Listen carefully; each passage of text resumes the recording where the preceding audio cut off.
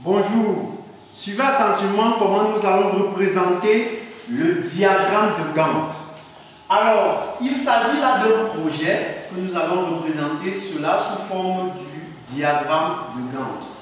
Ce projet a des tâches qui sont représentées par des codes alphabétiques, des lettres de A jusqu'à I. Les tâches antérieures sont également représentées par les codes. Voilà les tâches antérieures et voilà la durée de chaque tâche. Nous allons donc représenter le diagramme de Gantt de ce projet. Nous commençons d'abord par représenter les tâches qui n'ont pas de tâches antérieures. Lorsque nous regardons les tâches ci, quelles sont les tâches qui n'ont pas de tâches antérieures? Nous avons la tâche D et la tâche G. Voilà les deux tâches qui n'ont pas de tâches antérieures. Nous allons commencer par représenter d'abord ces deux tâches-là qui n'ont pas de tâches antérieures. Nous commençons par la tâche D. La tâche D, sa durée c'est 4. Donc on va prendre 4 cases. 1, 2, 3, 4. Voilà les 4 cases de la tâche D qui n'a pas de tâches antérieures. On commence par les tâches qui n'ont pas de tâches antérieures. La tâche D n'a pas de tâches antérieures, sa durée c'est 4. On a 1, 2, 3, 4. Ensuite, nous allons représenter la tâche G, qui est la deuxième tâche qui n'a pas de tâches antérieures. Sa durée c'est 3. On va prendre 3 cases. Voilà la tâche G qui n'a pas de tâches antérieures, sa durée c'est 3. Lorsqu'on a fini de représenter les tâches qui n'ont pas de tâches antérieures, on peut donc commencer par la tâche A. Si c'est possible, bien sûr. La tâche A, elle vient après quelle tâche? Après la tâche D. Est-ce qu'on a déjà représenté la tâche D? Oui. La tâche D a été déjà représentée. Ça veut dire que A vient après la tâche D. La tâche D finit ici.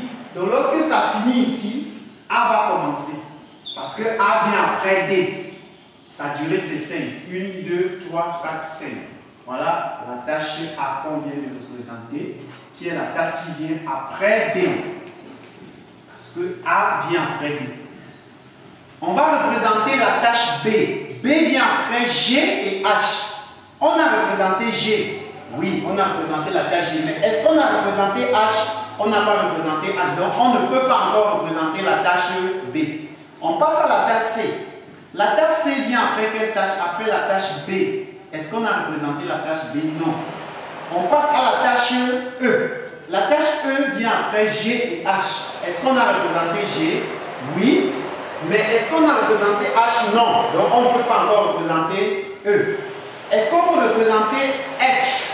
F vient après E et I. On n'a pas représenté E, on n'a pas représenté I. Donc on ne peut pas encore représenter la tâche F. On passe à la tâche H. Est-ce qu'on peut représenter la tâche H?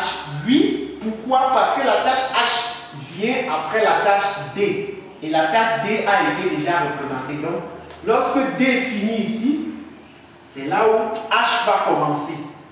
D finit ici, H commence ici. Là où D finit, H commence. Parce que H commence après D. H est la tâche qui vient après la tâche D. Sa durée c'est 2. On prend 2 cases. Voilà les 2 cases. La durée de la tâche H. I vient après quelle tâche? I vient après A. On a déjà représenté A. Voici la tâche A qu'on a déjà représentée. Donc, lorsque A va finir là, A finit ici. Lorsque A finit ici, I va commencer. Puisque I vient après la tâche A. Sa durée c'est 6. 1, 2, 3, 4, 5, 6. C'est fini. Voilà la tâche I. Voilà la tâche I qui a 6 jours.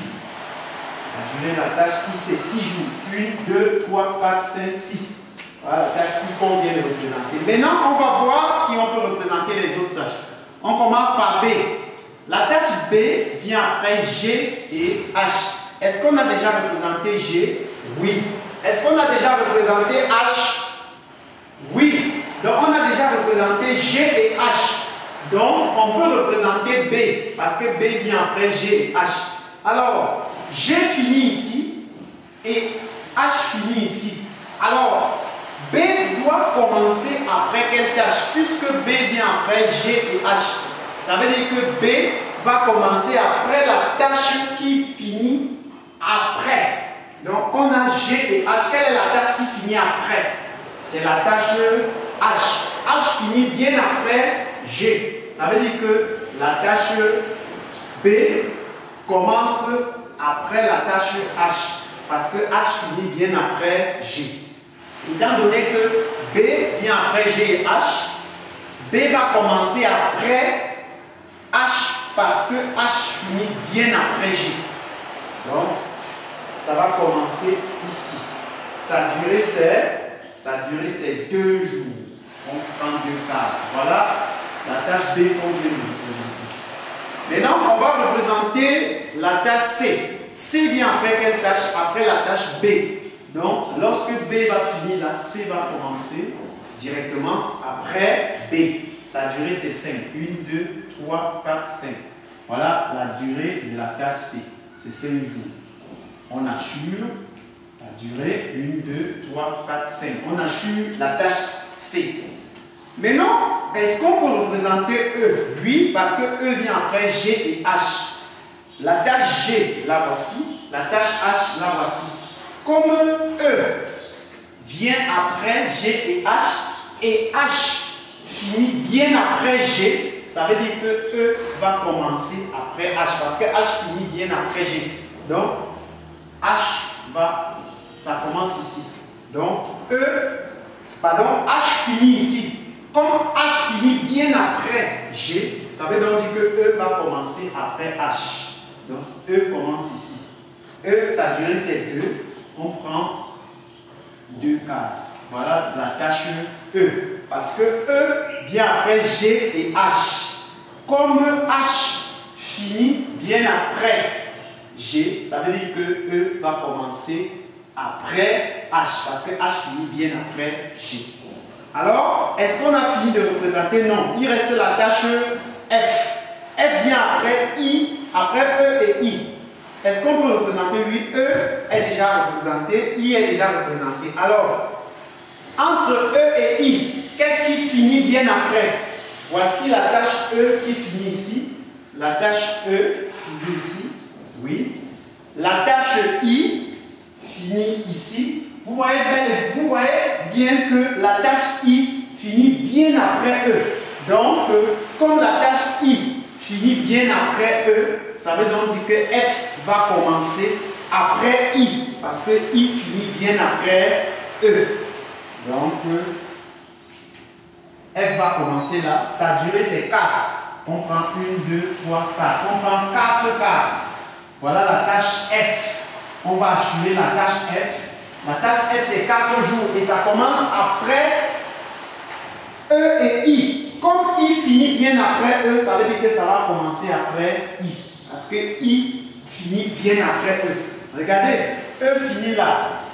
E finit là, mais I finit loin ici. Ça veut dire que elle va commencer après la tâche qui finit bien après, qui est I. Lorsqu'on a fini de représenter, A est représenté, B est représenté, C est représenté, D est représenté, E est représenté, F est représenté, G est représenté, H est représenté, I est représenté. Lorsqu'on a fini de représenter, la dernière tâche qu'on a fini de représenter, ça indique la durée critique de notre projet. Comme ça finit ici, ça veut dire que la durée critique de notre projet, c'est 19 jours. Donc, on peut réaliser notre projet en 19 jours minimum. Ça, c'est la durée critique de notre projet. Maintenant, nous allons identifier les tâches critiques. Parmi les tâches qui n'ont pas de tâches antérieures, il y aura une tâche critique. Nous avons 2 tâches qui n'ont pas de tâches antérieures. Donc, parmi les 2-ci, il y aura une tâche critique. On va par exemple choisir ceci. Si on a la tâche D, la tâche D finit ici. Et lorsque ça finit ici, on peut continuer là, comme on peut continuer là. On va voir la tâche G. La tâche G, lorsque ça finit ici, on ne peut pas continuer parce que lorsque ça finit ici, vous voyez sur cette ligne-ci, on ne peut plus continuer. Il y a une tâche qui débute sur cette ligne-ci. Donc, G n'est pas une tâche critique. D'office, la tâche D est une tâche critique parce que lorsque ça finit, on peut continuer avec une autre tâche. Lorsque ça finit ici, lorsque D finit là, on peut continuer avec cette tâche ou cette tâche. Or, avec G, lorsque G finit là, on ne peut continuer avec aucune tâche. Vous voyez, sur cette ligne-ci, on ne peut continuer avec aucune tâche. Donc, G n'est pas une tâche critique. Or, avec D, lorsque ça finit là, on peut continuer avec la tâche ci, comme on peut continuer avec la tâche ci. Ça suit la ligne, c'est sur la ligne-ci. Donc, la tâche D est une tâche critique. Maintenant, lorsqu'on finit ici avec la tâche D, si on prend par exemple la tâche ci, on peut continuer ici. Lorsqu'on continue ici, lorsqu'on arrive ici, on finit avec la tâche A. Vous voyez, on peut continuer avec la tâche ci. Mais si on prend par exemple la tâche ci, lorsqu'on finit ici, on peut continuer également avec la tâche ci. Vous voyez, donc on peut continuer avec les deux tâches. On va donc voir la tâche qui pourra ne plus continuer. Lorsqu'on continue avec la tâche ci, lorsqu'on finit avec la tâche ci ici, on continue avec celle-ci ici. On finit ici et on continue ici. Vous voyez, ça va jusqu'à la fin. Mais si on continue avec la tâche ci, vous voyez, on va finir ici. Ici, on choisit ceci. Si on passe par ici, on peut aller ici. On peut aller ici. Donc lorsqu'on finit ici, on passe à la tâche ci. Or, la tâche ci, lorsqu'on finit ici, vous voyez, on ne continue plus. Maintenant, lorsqu'on finit ici, on passe à la tâche ci. Parce qu'on a deux possibilités. Soit on vient ici, soit on vient ici. Si on vient par exemple ici, on continue là. Parce qu'on vient ici, on continue là. Mais lorsqu'on arrive ici, on ne continue plus. Mais lorsqu'on prend plutôt la tâche ci, on arrive ici, on prend plutôt la tâche ci. On arrive ici, donc on quitte ici, on finit là. On continue là, on finit là, on continue avec la tâche ci, on bute toujours ici, il n'y a pas une continuité. Donc, les deux-ci ne sont pas des tâches critiques. Donc, lorsqu'on va arriver ici, on va prendre ceci comme tâche critique. Donc, la tâche A-ci est une tâche critique parce qu'avec elle, on peut continuer jusqu'à la fin. Lorsqu'on prend A comme tâche critique, lorsqu'on finit là, on arrive ici. Lorsqu'on est ici, ça c'est une seule proposition parce que lorsqu'on est ici, on a une seule proposition qui est la tâche I. La tâche I. La tâche I. On continue sur la tâche I. Lorsqu'on a la tâche I, on a une seule dernière proposition qui est la tâche I qui va jusqu'à la fin du projet, jusqu'à la tâche critique. Voilà donc les tâches critiques, les tâches assurées en couleur orange sont les tâches critiques. Donc nous avons la tâche A, la tâche A, la tâche D, oui, la tâche F et enfin la tâche I. Voilà donc les tâches critiques. Et pour vérifier si vous additionnez leur durée, la durée des tâches critiques, on va se rassurer que ça nous donne bel et bien la durée critique. Donc 5 plus 4 ça fait 9, plus 4 ça fait 13, plus 6 ça fait bel et bien 19. Donc ça nous rassure, on trouve 19 jours. Maintenant, vous voyez que les tâches critiques ont les marges libres nuls. Les marges libres sont nulles. Donc on va calculer les marges libres des tâches qui ne sont pas les tâches critiques. Par exemple, la marge libre de la tâche A c'est 0. Donc on va représenter la marge libre de la tâche B. La tâche B, quelle est la tâche qui vient après la tâche B? C'est la tâche C. Quand vous regardez, voici B ici, la tâche qui vient après la tâche B, c'est C. La tâche C, voici la tâche C ici. Donc juste après la tâche B, C vient après. Vous voyez, entre B et C, ça continue. Donc la marge libre de la tâche B, c'est 0. Maintenant, on va représenter la marge libre de la tâche C. Quelle est la tâche qui vient après la tâche C? Lorsqu'on regarde la colonne des tâches antérieures, est-ce qu'il y a C ici? Il n'y a pas C. Ça veut dire que C n'a pas de tâche suivante. Donc la marge libre de la tâche C, voici la marge libre de la tâche C. ML égale la marge libre 1, 2, 3, 4, 5, 6. 6 jours. 1, 2, 3, 4, 5, 6 jours. Voilà la marge libre de la tâche C. Maintenant, la marge libre de la tâche D, c'est une tâche critique, c'est 0. On va représenter la marge libre de la tâche E. Quelle est la tâche qui vient après la tâche E? Lorsqu'on regarde la tâche E ici, voici E ici. Donc la tâche qui vient après E, c'est F. Donc F vient après E. Voici F ici. Voici E ici. Donc, la marge libre de la tâche E, voici ça. Marge libre de la tâche E, c'est combien? 1, 2, 3, 4, 5, 6, 7. C'est 7 jours. Voilà la marge libre de la tâche E. Puisque la tâche F vient après la tâche E. Voilà la tâche F qui est cette tâche-ci. Ça vient après la tâche E ici. Donc, entre la fin de la marge de la tâche E et le début de la marge de la tâche F, c'est la distance là est appelée marge libre de la tâche E. Maintenant, nous allons représenter la marge libre de la tâche G. La tâche G, quelle est la tâche qui vient après la tâche G? On a B et on a E. Donc voilà les deux tâches qui viennent après G. B et E. Après la tâche G, on a B, la tâche G, on a B et E. On a B, la tâche B, voici B ici, voici B et E, voici E ici. Donc la distance ci, entre la distance ci, voilà la marge libre, la marge c'est égal à 3, 1, 2, 3, c'est égal à 3 jours. La marge libre de la tâche G, c'est 3 jours parce que les tâches qui viennent après G, c'est B et E. Voici B et voici E. Donc la distance ci, la distance ci, la fin de la tâche G et le début de la tâche B ou E, c'est la marge libre. La distance là, c'est la marge libre de la tâche G. Nous allons représenter la marge libre de la tâche H. La tâche H vient, quelle est la tâche qui vient après H? Nous avons B et nous avons E. Voilà les deux tâches qui viennent après H. Voici H ici. Donc B et E sont les tâches qui viennent après H. B et E. Voici B et voici E. Voilà les deux tâches qui viennent B et E. Voilà les deux tâches qui viennent après la tâche H. La tâche H, là voici. Or, lorsque vous regardez, là où commence la tâche B et E, vous allez voir que c'est là où finit également la tâche H. Donc la marge libre de la tâche H, c'est 0. Parce que lorsque ça finit là, l'autre commence directement sur la même ligne. Donc la marge libre de la tâche A, c'est 0.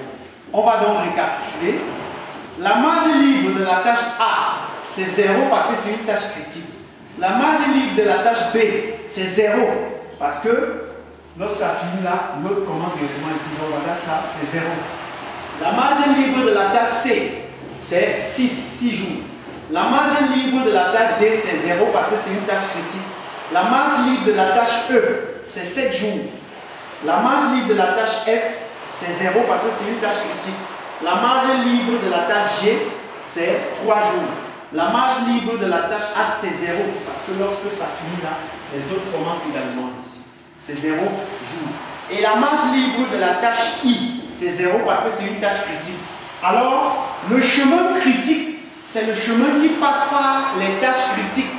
Donc, le chemin qui passe par ces tâches critiques est appelé chemin critique. Voilà le chemin critique de notre projet. Alors, voilà, arrivé à la fin de notre exercice sur le diagramme de Gantt. Voilà donc comment on représente le diagramme de Gantt. Je vous exhorte à vous abonner à cette chaîne en cliquant juste en dessous sur s'abonner en couleur rouge, en likant, en partageant et en laissant un commentaire si ça vous a plu. Je vous remercie et à bientôt pour une nouvelle vidéo.